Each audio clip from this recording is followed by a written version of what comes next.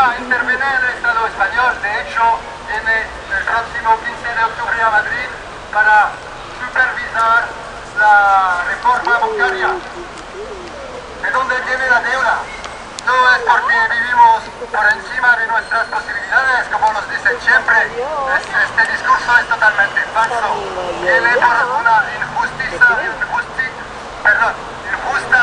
injusta política fiscal de beneficio a las rentas altas y a las empresas privadas, mientras que suben el IVA, el impuesto más injusto a toda la población.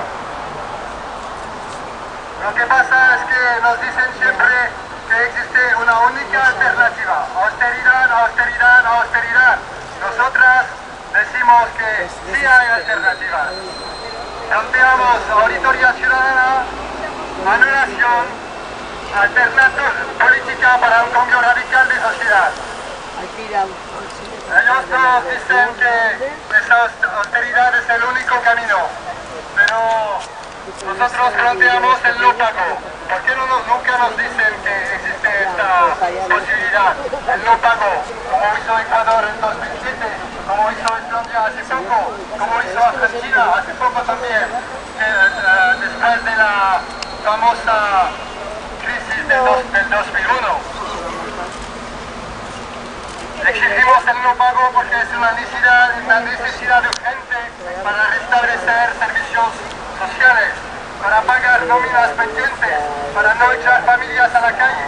Exigimos el no pago porque nos permitiría llevar a cabo una auditoría ciudadana para averiguar cuál es la parte de la deuda ilegítima que no debemos pagar, para enseñar un camino de soberanía popular a otros pueblos de Europa y del mundo. Unidos desde abajo podemos, no tememos, no pagamos, la deuda es nuestra. Durante esta semana de lucha global está también mañana, el 15 de octubre, que será el 25 aniversario de la muerte de Thomas Sankara, expresidente de Burkina Faso, que luchó contra la deuda.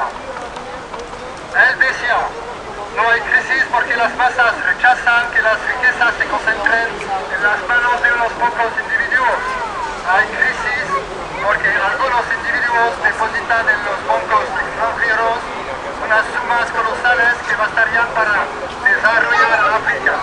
Hay crisis porque ante las riquezas individuales a las que se puede dar un nombre, las masas populares se niegan a vivir en los guetos, en los barrios bajos.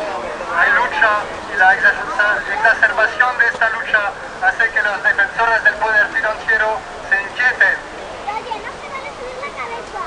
Después de este famoso discurso, Thomas Sankara, algunos meses después, fue asesinado. Será mañana un 25 aniversario de su muerte. Él decía también: la deuda no puede ser reembolsada porque en primer lugar, si no pagamos, los prestamistas no se morirán, estemos seguros de ellos. En cambio, si pagamos, somos nosotros los que vamos a morir, estemos igualmente seguros de ello. Si solo Burkina Faso rehúsa el pago de su deuda, yo no estaré en la próxima conferencia. De hecho, el Che Guevara negro fue asesinado poco después. Para terminar, él decía también: aumentaremos la ayuda que nos ayude a prescindir de la ayuda. Las masas populares en Europa no son opuestas a las masas populares en África. Los que quieren explotar África son los mismos que exploten Europa. Tenemos un enemigo común. Rompamos las cadenas del endeudamiento, cambiamos el sistema, no debemos, no pagamos, la deuda no es nuestra. Gracias.